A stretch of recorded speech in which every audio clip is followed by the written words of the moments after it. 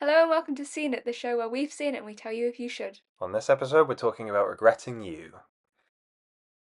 Well, good afternoon. Hello. So something's gone wrong. Something's gone a little bit, it's a bit wrong. The podcast studio that we normally record in, Not available. not available this or next week. So we're now recording in my house. And Into a laptop. the audio quality is much worse than usual. I'm really sorry. So I'm sorry, but we already watched the movies before we realised this. So we have to just make the episode anyway. We'll just try. I'm sure this will be okay. If you start listening to this and it makes you cringe, I don't blame you for turning it off. That's fine. You know what? This is a small podcast. We're doing it for the CV. Yeah, This'll be fine. exactly. Let's just not put this one on the CV and keep going, oh, don't listen to episode 4. Episode 4 is bad. We don't have a professional mic yet. But you know what? It'll be fine. It'll be fine. It'll be fine. It'll be fine. Anyway, so...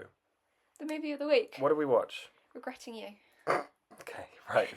So you saw this in a bit of a special way. Yes, so I was very lucky and I got to go to the all media screening of this film on behalf of the student newspaper.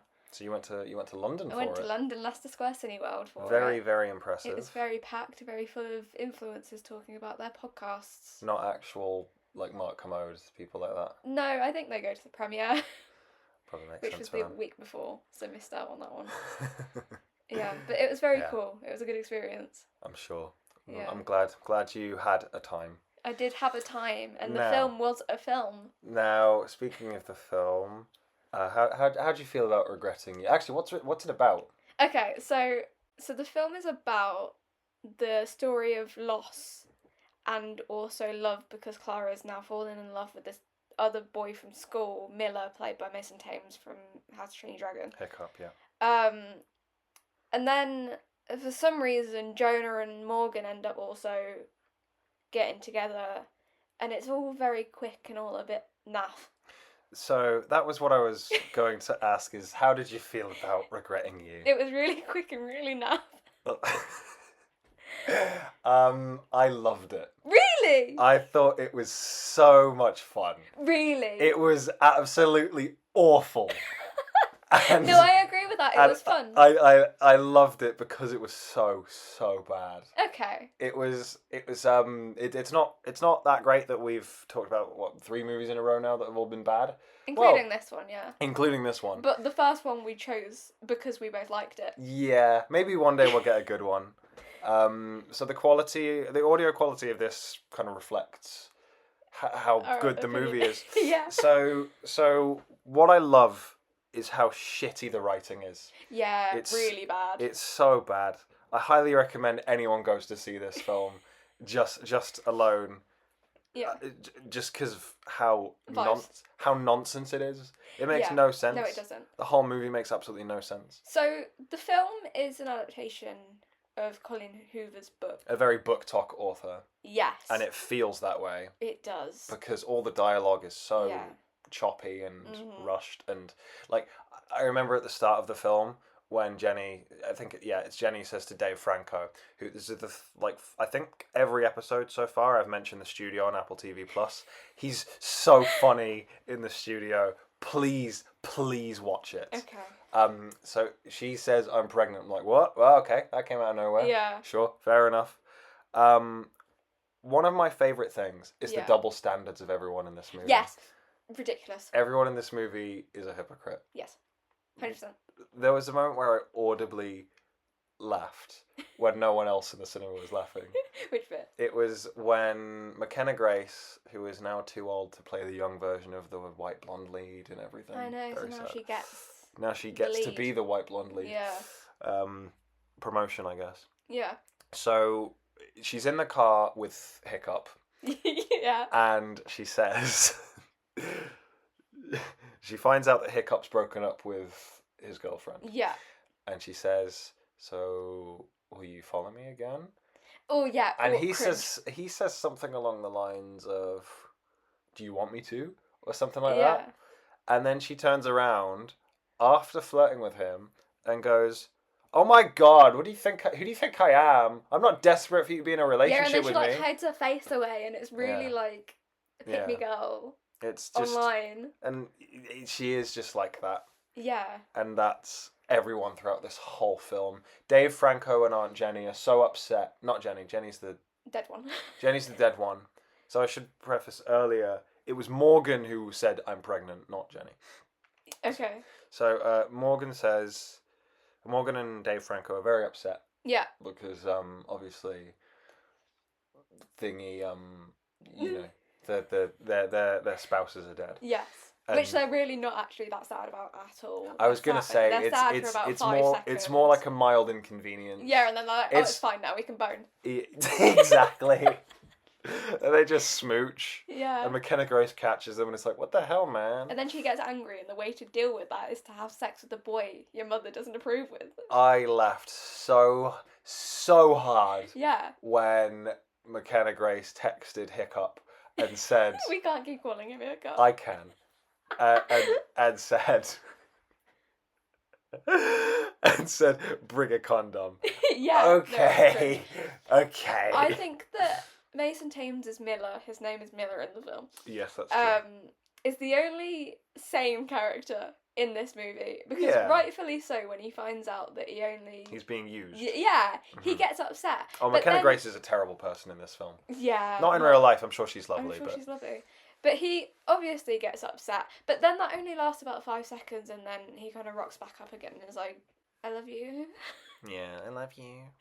It's all weird. This movie's so dumb. Yeah. It's so dumb. It feels like it was written by a first-time author. Because obviously this is Colleen Hoover. She's problematic. Well, no, she's controversial for a number of reasons. It ends with us not being, obviously being the main one. But also because her novels are just known to be a little bit book-talky. And a bit weird. They always go into really, like, weird territory. I wouldn't say there was anything weird about Not this in movie. This one. No, in this movie there was. Are you kidding me? Which bit? Incest group. Oh, yeah. Are you kidding me? There's like, oh yeah, we're gonna date each other now. So they're angry that their spouses cheated on them, and then they fall in love anyway. Yeah, but after knowing for years. Yeah. After knowing for years that they got it wrong. But that's my argument. If Dave Franco's character was adamant that it was Morgan the whole time, why marry Jenny and have a kid with Jenny? Exactly. Especially when Morgan, like in the he's a hypocrite. Flashback thing at the beginning, Morgan and Chris don't seem to get on very well anyway. He's a hypocrite. He's a total hypocrite. Oh, it's just so angering. Oh my gosh. It's just, so many things about this movie just made me laugh. The performances are all dreadful. Except maybe Mason. Yeah. And I can see McKenna as trying, but... To be fair, this film got me really into McKenna Grace and Mason Thames as actors. I am a little bit now invested in them. I actually thought that their chemistry was quite good. I agree with that, but also you've got the thing that they're dating in real life. Oh, are they? Yeah, they are. I think that they met I did not know that. on this film. I think they started dating on this film. So maybe that is why that translates so well onto screen. But also I think that Mason Thames is really good at the kind of like flirty, charming boyfriend. And he's good at training dragons as well. He is. He's he very is good at at training that. dragons. I quite liked that movie over the summer, but unfortunately we're not here to talk about that. We're here to talk about this piece of crap. I'd rather talk about How to Train Your Dragons. No, I kid. If you liked this movie, good for you, but this was not it. I think it was such a product of its own genre. This is one of the worst films I've ever watched. It was great. I knew you were going to hate it though going in. But I didn't know I loved it. Well, yeah, but like... Not because it was good. Well, yeah. Yeah.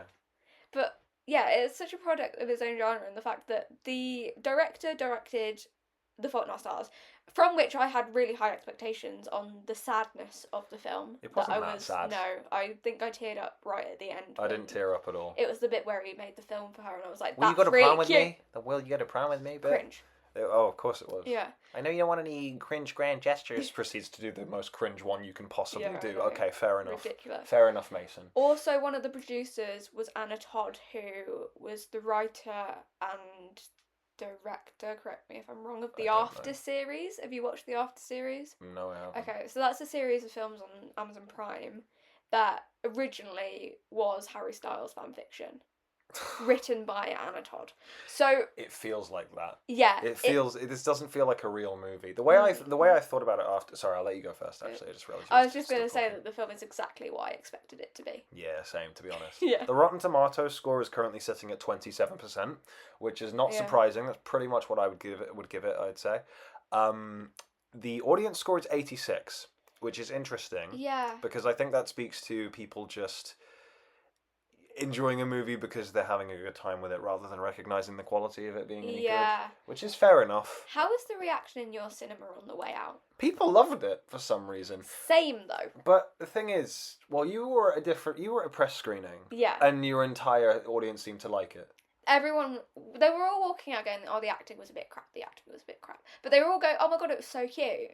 But then when you start reading the reviews online, everyone is slating it so heavily. I'm slating it heavily here. Oh, yeah. And rightfully so. But I don't know if it's just one of those films that you really have to think about to then go, oh yeah, it's crap. Because in the moment, you're like, oh yeah, this is cute. Yeah, there was actually someone that came out, and I texted this to you, that came out of the film and said it was literally the cutest thing ever. I completely disagree with that. I completely disagree. It was weird. Yeah. It was very strange. Everyone getting with each other, like, either as payback. It was everyone in this movie is very manipulative. Yes. Especially McKenna. Yeah.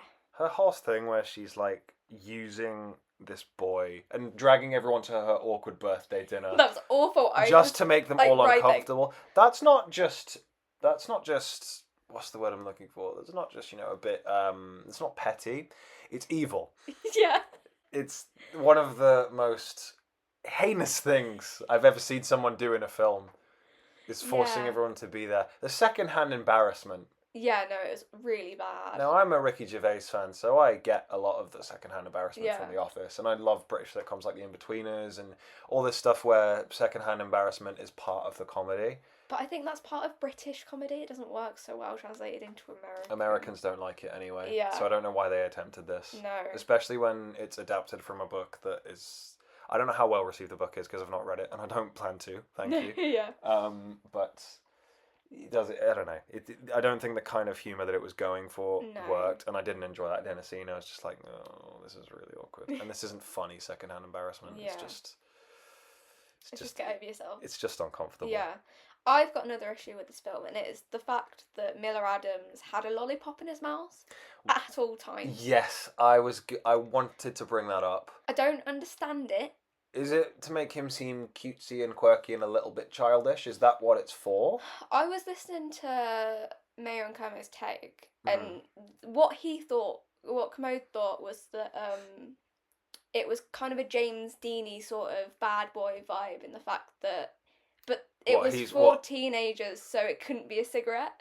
Oh. So they used a lollipop. Ah. The same thing as kind of like having a toothpick in your mouth. Why didn't you just have a toothpick then? Because cutesy. But then I don't know if that's a plot in the book that they just never, like, they don't talk about it in the film at all. It's just kind of like, yeah, he's got a fucking lollipop at work all of the time. This movie's really dumb. It's really dumb. Dumb. What child leaves her father's funeral halfway through just for funsies? Her mum doesn't seem that bothered by that either. She's like, you left your father's funeral? How dare you? How dare you? Well, she gets grounded for life, but then that doesn't really do much, does it, for the film? She's like, you're grounded. What's that? She snuck out again? Okay, sure. Yeah. Whatever. They really don't grieve. They all look gorgeous throughout the whole movie. Yeah. So there's no visual evidence for them grieving, other than Dave Franco dropping his kid off. That's what I was going to say. Because he smiled. That is so stupid. Other than Dave Franco dropping his kid off and being like, he smiled like Chris. Yeah. He's not my son. And then immediately regretting it. Well, not immediately. It No. took him 2 days. And then McKenna Grace said, the hell are you doing, man? And then he was like, oh, yeah, fair point. My argument for that is that why would you drop the kid at Morgan's when it's not Morgan's problem either? Because he's a selfish knob. Yeah, but the whole film he talks about the fact that his mum's looking after that kid. So if you don't want the kid, drop it to your mum. Exactly. It's not Morgan's problem. No, it's not Morgan's Morgan problem. is not in it enough for you to then leave your kid at her house and go, oh, it'll be fine, Morgan won't mind. Yeah. Oh, fuck off. I hate this movie, but I was love it as so well. stupid. I'll be honest, I thought you were going to like it. Really? I did, yeah. Yeah. Not necessarily because it seemed like your kind of film that you typically watch all the time. But I just, think it is just the sort of because film. you like Netflix movies. Yeah. And that made me think. This felt like. It really felt like to me a Netflix movie that accidentally made it to theatrical. Yeah, and the only reason it made it to theatrical was the fact that it was an adaptation. But my question to you is, do you think that one of the reasons why it is flopped is because of the Blake Lively and Justin Baldoni controversy that came with the Ends With Us? Well, I have a couple thoughts on that. First, I would say that it's completely understandable that people wouldn't want to because of the whole thing. Yeah. But then that controversy surrounds a different book. And Yeah. if you look at the movie that book isn't that book was adapted to, It Ends With Us. That movie actually did quite well. Yeah. Which is weird considering all the controversy around it. I haven't seen much controversy around this. Not yet. Suppose none of the actors have done anything dodgy yet. Yet. Yes. Being the key word. Dave Franco has a dodgy brother, but that's about it. It's not really Yeah. his fault. No, it's not his fault. And it'd be too bad for him to get into controversy now when he's doing quite well in the film industry at the minute. Love Dave Franco. He's in everything at the minute, which is nice, but this is one of his including The Studio, which you should please watch The Studio. Oh my god. The more you say it, the less I want to watch it. That's what's the word I'm looking for? Sacrilege, yeah, sure. Okay. That's fine. Yeah, watch that show, it's really funny. Okay. Honestly, it's a much better use of your time. I'm sure that it probably is. But no, I also thought I was going to like it because I am such a big fan of a kind of teen drama-y romance movie. Felt quite Riverdale season 5. I've not watched Riverdale. Well, neither have I. I don't think anyone has. By season 5 at least. Yeah. I just know that it started as like a, teenagers in a small town solving a murder mystery. Yeah. And at the end they had superpowers. It was really weird. And I was like, it feels like that. There's a bit where they're in a cult, I think, in the middle. Yeah, that tracks. Yeah. Honestly, that could have happened in this movie. It was so random. Everything Yeah. about this movie was insane. No, that's so true. Just like, this happened, and then, oh dear, now they're dead, but except we're only bothered for a few minutes. Yeah. And then McKenna Grace is gonna dramatically storm out in the most rehearsed, cliched way. That literally happens at the start of It Ends With Us as well, by the way. Blake Lively just walks out of her father's funeral. Maybe that's just a trope of her books then. Maybe. That's I don't know. so strange. I'm not a Colleen Hoover fan. No. I don't intend on watching any more of her shit. No, but there's a new one coming out with Anne Hathaway. And I'm a little bit intrigued by that because it's Anne Hathaway. I'll watch it for Anne Hathaway, not Colleen. Yeah, no, fair enough. Because I love Anne Hathaway. One thing I did like about this film was Clara's best mate, who I don't remember the name of. Levy or something? Lexi. She was funny. Yes. I liked her. She was Her weird little forced little romance with that came out of nowhere. Was so random. That came out of nowhere. That was just like Miller's like, oh, I should set you up. Oh, I think you're a loser. Next scene, we're in love. Oh, okay. Yeah. That there came was out. No chemistry there. There was no need for that, was there? No. What a waste of time, honestly. God. This was truly an experience. It was an experience. I really hope that the next film we watch is good. Well, I know what the next film I'm going to watch is. And just a little tease. We're not watching the same film next week. If we record at all. Because the podcast studio is also not available. Yeah. But we'll see. We'll see how this turns out. Is there anything else that we need to say about this gorgeous, gorgeous film?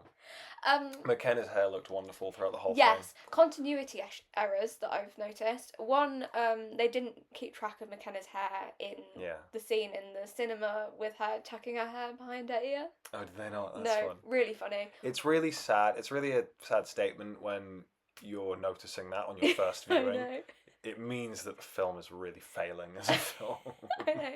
Second thing was that one of Morgan's main arcs was the fact that she cared for Jenny, right? And every time she talked about the fact she was like she did everything for Jenny, for some reason she put 17 years to it. Yeah. Which makes no sense. It didn't look like that much time had passed. Dave Franco looked exactly the same, which means he's aged beautifully in those 17 years. Yeah, but that's not my point. My point is, if she's given everything to Jenny, surely that insinuates that it's been since they were young, because Clara turns 17 in this film. Yes, she does, which Jenny forgets. Not Jenny. Morgan forgets. Yeah. Sorry, they're the same. I'm sorry. They look quite similar. Actually. One of them, the casting was good. One of them's just a bit more stingy than the other. Yeah. That's the only difference between them. But yeah, like, if Clara is 17 years old, why has Morgan only been taking care of Jenny for 17 years? I don't get it. No, I don't get it either. Do you know what I also thought was very strange? What? Was the whole Find My iPhone thing. Yeah. Does Clara not have the ability to just turn that off? I mean, I know she'd get told off, but she's going to get told off whether she's turned it off or on, and she's somewhere she's not meant to be. Mind you, that scene was actually really funny, where Morgan shows up in the car next to them. That is quite funny. That was a funny scene. And she tries to open the door. Yeah. And just crashes into the. And then she has to. Yeah. Reverse and yeah. Yeah, that's one of the few good things about this train wreck. Yeah, there was a couple of funny moments.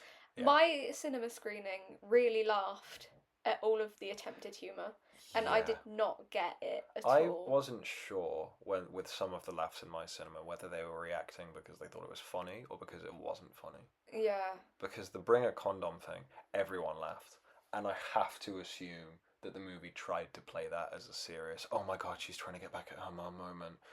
But we went feral just laughing because we were like, that is so stupid. Yeah. It's so dumb. By now, surely you'd learn from the cliches as to what works and what doesn't work. I don't think this film offered anything new. No, on absolutely that topic. not. It's just, I've seen it done before a million times in better ways, quite frankly. 100%. We both watched You've Got Mail That was such a good film, actually. Should we talk about that for 10 minutes? Unfortunately, I don't think that's of interest to our listeners who have already clicked off because of this. Because of the audio quality. Horrendous audio. I'm sorry, we had no other choice. We've been to so many locations trying to set up this so it sounds okay. Honestly, there was an Uber involved. That's what happened. I have to rush back to uni in about an hour because I need to get back to uni. We'll see how this goes. But okay, that's regretting you. That's regretting you. I regret watching it. Yeah. I was going to say no I don't, but I do. It was dreadful. It was hilarious, but only because it was bad. Like, it was funny, but it was crap. Yeah, my argument is, if you enjoy watching the Amazon Prime rom-coms, you will enjoy this movie. But don't expect it to be, like, an actual good one. Yeah, but none of the Amazon Prime rom-coms are good either. By that, I mean movie in general. Like, just watch it and have fun. Because yeah. I'll give it this. While it is bad, I did have fun. I had more fun watching this than I did Good Fortune, but I had less fun watching it than Tron Ares. Yeah, because Nine Inch Nails didn't do the soundtrack to this. Yeah. So that's a shame. Okay. But yeah, that's regretting you. That's enough for that. I'm sorry. I'm very sorry. Right, the game, which I was meant to run this week, and then I had no brain cells. I don't think this has been planned particularly well, has it? No, but that's fine. We've done badly this time. We've done real bad. That's okay. Anyway, so, welcome to the game. Yeah. This is called Rate the Takes. Okay. So it's basically a game of hot takes. Yeah. I'm going to give you a list of takes. Yeah. Tell me how hot you think they are. What's my scale? Don't worry, I've thought that through. Are you going to go Nando's? Hell yeah. Yes! It's the Nando's Peri Piri meter. So your options are lemon and herb, mild, medium, hot, extra hot. Okay. Where is lemon and herb sitting? Below mild. That's below mild. It's not. It's above mild. Or is it above mild? It's above mild. Do that then, You've got Peri Tamer, which is right at the bottom now too, which is barbecue. Wow. Okay, we'll go with that then. Okay. That's the Nando's. So we're going with Nando's, hoping for a sponsorship here. Please. Please, I need the money. Free chicken. Please, free chicken. Please. Okay. Okay, that's right. One. Fantastic Four is a top 5 MCU movie. How hot of a take is that?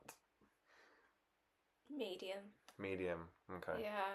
I would place it at the bottom of a top 10, but I wouldn't quite place it top No, 5. there's definitely better. Mhm. Considering there's 3 Guardians of the Galaxy films and 4 Russo brother movies. yeah, definitely not. Maybe not even medium. Maybe like mild. Mild. I'd say 10 is Wait, probably no, that fair. wait. So that means it's a hot take then, because that's something that's ridiculous. And if you say that, you're saying that it's better than all those movies. So it's a hot take. Oh. Is your brain broken? Yeah. That's so. Maybe this is the wrong day for this. Wait, what? So if I agree with it, it's what? Well, just if you think in general that it's something that is going to be an unpopular opinion, then it's a hot take, because that's the nature of a hot take. Oh shit, yeah. Yeah. Okay. All right. So is it a hot take? Yeah. Great. Peak. Hot. Yeah. All right. Next one. IMAX is not worth it. That is Perry Tamer. IMAX is great. So I've done it wrong again. You've done it wrong again. Yeah, hot. So is that hot or extra hot? What was that? Hot because some people struggle money wise, and I think it's okay to just go to a normal 2D screening. That's very true. But I also do love IMAX. IMAX is good. IMAX is greght. And my local IMAX closed down a couple of years ago, That's so really I have to sad. trek all the way into town to go see an IMAX film now. That does suck. Okay. I All right. don't tend to go to IMAX movies. I just go 2D. I go to a few IMAX movies. Like if I see, I'll definitely be seeing Avatar in IMAX. That's fair. And any Christopher Nolan movie, Yeah. I'll be seeing in IMAX because it's Chris Nolan. I love Chris Nolan, as we all know. Okay. Ariana Grande is better than Cynthia Erivo in Wicked. I really can't wrap my head around the scale. Is this will people disagree with that opinion? Yeah. Okay, you think Cynthia's better. Yeah. So you're saying that is a hot take. Yeah. I would say that's not that much of a hot take, to be fair. But she is like the musical theatre queen. What, Cynthia? Yeah. But Ariana Grande is Ariana Grande. Pop star. I'd call it mild. I think they're on such an even scale. I suppose it depends which way you look at it. If you're an Ariana Grande fan, then... Which I'm not. Oh, yeah. But if you're like a big musical theatre person, you're obviously going to think that Cynthia is like... Fair enough. The icon. Wonderful. Right. Kung Fu Panda is better than Toy Story. Now, this is something that I bring up because it's a debate that I've had with my best friend for about a decade. Okay. So is that hot? Which means I disagree, right? Yeah. Because there's an emotional element to Toy Story that is not there in Kung Fu Panda. that is not there in Kung Fu Panda. Okay. Yeah. What's your opinion on that? Well, I fully disagree with this. This is an extra hot take. Okay. Absolutely not. Toy Story is 100% the better, not just film, better franchise. Every single Toy Story movie is better than every single Kung Fu Panda movie. Yeah. Bite me. I'd probably agree with that. Yeah, absolutely. Kung Fu Panda is just so comedy, isn't it? Yeah. I mean, it's got emotional beats in the narrative and stuff, and I do like Kung Fu Panda, I do, but Toy Story is... It's so iconic. That's tears. Yeah. Know? Harry Potter will work better as a TV show. Mild. I think it will. You do? I think that if they'd done it with the original cast as a TV show, it would have been the perfect thing. But I suppose the cast is only good because of what we know of them, though. But I don't want them to do it again. You don't want them to do Harry Potter again, full stop? No, yeah. Okay. But I do think that it'll work better as a TV show because they can put more into it. But it also depends what format of TV show they're going for. If they're going for a 6-episode arc, it's not going to work. If they go for like a 10-episode, it might work. But I really think it deserves a 22-episode season. I think 22 is a bit long. Do you reckon? Yeah. And there's so much in the books, especially when you get to like Order of the Phoenix. You need the long season. Well, they get quite big, those books eventually, don't they? Like the first book is pretty much shot for shot. I know it's not a shot in a book, obviously, but it's basically the same in the film. But obviously, as you go on, they do miss quite a lot. Yeah. Because you only have a certain amount of runtime. Yeah. So I think like Vampire Diaries wise, because that's a 8-season, 22-episode TV show, and that era of TV was just iconic. I think that they need to apply that to TV now, because I also think that TV. I know that Stranger Things is like insanely successful, but I still think that would suit that format. Yes, it would. More. Yeah, I probably agree with you. So bring that And back. on an HBO scale with that budget, Yeah. I'd probably say so. What a disaster. But yeah. Yeah. Anyway, that's rate my takes. That was fun. Rate their takes. I did you get your head around the Nando's Towards the end. the Nando's scale at the end? I don't know why that confused me so badly. Neither do I. It was really not that bad. Anyway. Oh, it's just one of those days. I mean, we showed up to our seminar this morning and there was 4 people there. That was a disaster as well. It was funny. It was very funny. Really funny. It's very funny. Very awkward. Wow. Oh, Anyway. simple things. Right. It's news time. News! So. I forgot that we still want that to come. Yeah, it's very true. So, I mentioned IMAX earlier. Yes. Next year, Mm-hmm. IMAX have a lot of really cool stuff coming out. Avengers Doomsday is getting an IMAX release. Nice. What else is coming out next year? That's the only example I've got. Cool. Amazing. Here's another example, actually. The Odyssey. Yes, is that out next year? Yeah. Is Sunrise on the Reaping coming out in IMAX? I don't know. Maybe. That'd be good. But the story is that Spider-Man Brand New Day Mm-hmm. is not getting an IMAX release at all at the moment. I'm not surprised. And the reason this is most likely because it's coming out 2 weeks after the Odyssey. And Christopher Nolan, Yeah. there aren't that many IMAX screens. Yeah. Christopher Nolan gets all of them for at least a month when Yeah. he has a new movie comes out. Because he's basically the biggest vocalist for, like, the biggest vocal champion for IMAX. I So- don't blame them then. I think that that's fair. You think it's fair? Yeah, I agree. Especially because the Odyssey is such. It looks like it's going to be such a beautiful film. I'm really excited for it, and I'm seeing that day one. Fair enough. Yeah. That I think that it deserves the IMAX screening, whereas Spider-Man is just another superhero movie, and I know that everyone's quite excited for it because But- it's Daredevil and Well, Kingpin. well, neither of those people are confirmed, but okay.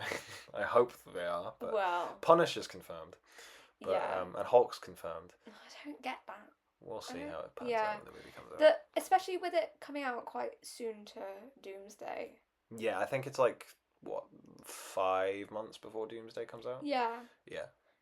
Fair enough. 4 Just or put it 5 in months. 2D, 3D. Yeah. 4D, X if you want. My thoughts on this is that, like Barbie, it Yeah. will get an IMAX release eventually, but I think it'll be Okay. later in its theatrical run. Yeah. Because if we look back at Barbenheimer, IMAX, there were no screenings for Barbie when it came out because Oppenheimer was in cinemas. That makes sense. So but then I think a couple months later, Yeah. they brought Barbie to IMAX for a limited time. So I feel like that's probably what they'll do here. Yeah.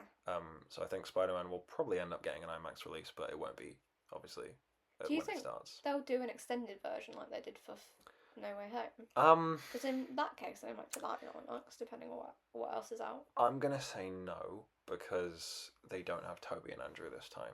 Yeah, Unless they that's very do, true. but I hope they don't. I hope they don't. I really hope they don't. That was a really cool thing when it happened, but it's cool because it only happened once. Yeah, don't do it carry again. that one. Yeah. If you're going to do it again, do it in Avengers Secret Wars when everyone's there. That I would like to see, just for Tobey Maguire and Hugh Jackman to have a scene together. Okay. That's what I want. Yeah, okay, fair enough. Right. Now, WGA, do you know who this is? WGA. No. That's the Writers Guild of America. I thought there was another 8 in there. Sorry? I thought it was WAGA. Is it not? No, it's just Okay. WGA. Then I So- could have guessed that, yeah. Anyway, so the Writers Guild of America Yeah.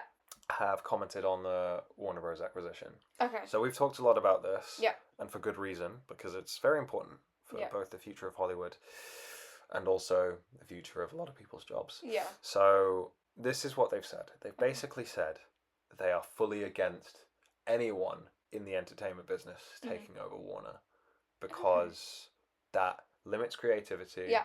limits opportunities, Mhm. gets rid of a lot of jobs, Yeah.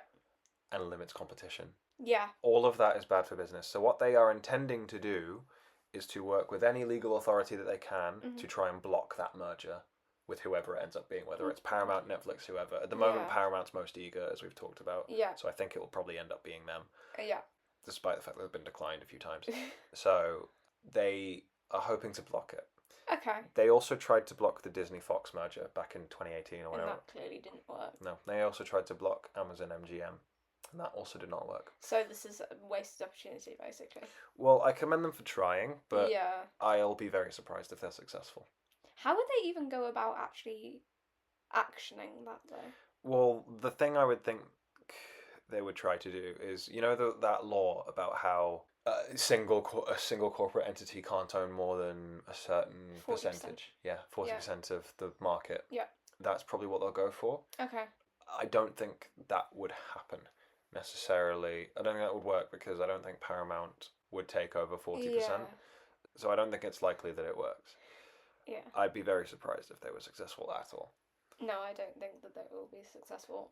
But I do agree with everything they said. Yeah, no, 100%. Mm-hmm. Because then, the Big Five becomes the Big Four, doesn't it? Mm-hmm. Basically. Yeah, and then much. all of the indies have no chance. Exactly. But like I've said, I would rather Paramount get it over pretty much anybody else, except maybe Apple. Mm-hmm. But I'd really like for this merger to not happen. But realistically, it will happen. This merger is happening.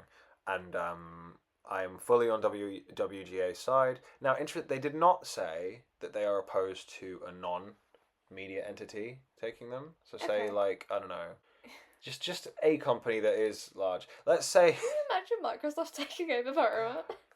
Taking over Warner. Oh, yeah, sorry. I can, actually. Really? Yeah. They won't, but, I can see it. What if Meta takes it? Oh, that would be a disaster. Let Zuck take it. That would be a disaster. I'd hate that. Oh, I'd hate that. I just don't want this merger to happen No, at all. I don't either, really. It's very clear. I just don't want that. But that's people's thoughts. That's WGA's thoughts. No, that's fair enough. And I fully agree with them, even though they will not be successful in trying to. Do you block think it. that'll kick off another strike thing though? It depends. I mean, the strikes happened because their contracts were up for renewal. Yeah. And then they tried to pull this AI crap on them, and tried to take away tried to, write them out of residuals for movies that have been on streaming services. Those were the two main things that are the reason for that. So probably not. Fair enough. But there'll probably be another strike at some point because corporations. Mm-hmm. Right, that's that one. Right then, on the subject of the merger and potential buyers. Yep. Netflix, congratulations to them. They've made a good decision for once. Have they pulled out? Sorry? Have they pulled out? No, that would be a great decision. So Once Upon a Time in Hollywood. Yes. Is Tarantino's most recent movie. Yeah. Which you definitely have not watched. No, but I know of. Yes, of course. So anyway, this movie is getting a spin-off based on Brad Pitt's character Cliff Booth. Okay. And Netflix picked up the distribution rights to it. Is that good? No. Okay. I would have said no. Okay. Because that means that a movie that's very cinematic and very beautiful and it's lovely to see on the big screen, its follow-up would just be dumped on a streaming platform. Yeah. However, props to Netflix. They're giving this movie a theatrical release. Fair enough. Go then. This is a good sign to me. Okay. Because what I think this means is that they are going to continue pushing or trying theatrical a bit more. And if they do, I'll be very pleased. Yeah, me too. That would make them potentially buying Warner a little bit less terrifying. Yeah. Because obviously they've already tested the waters with a Glass Onion. They're giving Wake Up Dead Man, which is the next Knives Out movie, a 2-week theatrical run. Are they? Oh, I'm so excited for that film. Yeah, so am I. When's that out? Next month, I think. God, we need to put that on the schedule then. Yeah, we do. I'm really looking forward to Yeah. it. Or is it Christmas? I'm not sure. I'll find out. So anyway, I hope what this means, and I think Greta Gerwig's Narnia, they're going to give that a limited theatrical window as well. Okay. So what I hope this means is they follow suit with what Amazon and Apple are doing. Yeah. And are just finally giving in and giving their original movies theatrical releases and then have their home release be exclusive to their platform. Yeah. That increases the prestige, increases the visibility, and ultimately it's just good for business to do that. Yeah. Surely it's better for the stars as well because then they become movie stars and not just Netflix. Yeah, exactly. Personalities. So it's better for industry. It's better for Millie Bobby Brown. Yeah. Yeah. Go her. Go her. Go her. Yeah. Right then, that's so yeah, I'm very pleased about that. Yeah, me too, actually. That's And- good. And then the last thing we've got is I want to take this moment to talk about Shelby Oaks, which I saw at the cinema yesterday after Regretting You. Yeah. And I just want to say, go support this. This movie is by a YouTuber with about 2 million subscribers called Chris Stuckman. He's been reviewing movies forever since YouTube started, and he finally got to achieve his dream of making a movie that got a theatrical release, which came out yesterday at the time of recording. And if you are interested in horror and independent cinema, highly recommend this, because while it's not a perfect movie, it's a very solid directorial debut, and it's really inspirational. And at the end of the movie, he listed every single Kickstarter supporter that helped crowdfund the project, That's so cute. and including YouTubers like Real Rejects and Mr. Sunday Movies that some of you might know. I've certainly been watching those people for a long time, and it's just, if you get the chance, please support this movie, because I'm sick of people saying that original cinema isn't a thing anymore, because it just is. And Yeah. Shelby Oaks is an example of that. It's doing quite well for its budget. I want it to do better. No, fair enough. So I'm using this platform, which has even less listeners than usual today, to just mention that film, because it's a really nice Hollywood story. I really do. Not the movie itself. The movie itself is horror, but just the way it came about. It's truly quite an inspiration. I really do think people should go to the cinema more to see films that aren't part of franchises. Absolutely. Because they, like you said, there's a reason why everyone thinks that originality is dead, and it's because people just don't go and watch the original films. Exactly, and it's really sad. Yeah, and so then just go do that, please. Just do that. Just go to the cinema. It's fun. So dumb. So dumb. Yeah. Come on, guys. Do better. Do better. That goes for, and that's a statement that I think is actually representative of quite a lot in this episode. Yeah. We need to do better with the audio, because this is probably quite shocking. The filmmakers of Regretting You need to do better, because that movie was awful. And the audience need to do better, because go see original movies, you schmucks. Yeah. And Netflix somehow is the winner today. Yeah. Because they are doing a little bit better by releasing a movie in cinemas. Yeah, and if you haven't learned anything else from this podcast, it's go and watch The Studio, because David really likes it. Please watch The Studio. Anyway. That is all. That's all for now. Where can people find us? If you're still listening, which I highly doubt you are, you can find us on Instagram. Our username is seenit.mp3. Seenit is an SCENE. Or you can email us, which I don't know if I even check the email, but I will, which is also seenitmp3@gmail.com. Fantastic. Right then. Thanks very much for listening. I'm sorry again. I'm so sorry. I'm very sorry, but hopefully next time it'll be better. Maybe. I've enjoyed this. Me too. But yes. So thank you for listening to this very kind of fixer-upper episode. And I'm sorry if you can hear David's dog. I'm not. She's so cute. I'm not sorry if you can hear her. She's gorgeous. We need to let her in. We should let her in. Okay. Goodbye. We're going to let Millie in now. Bye-bye. Bye.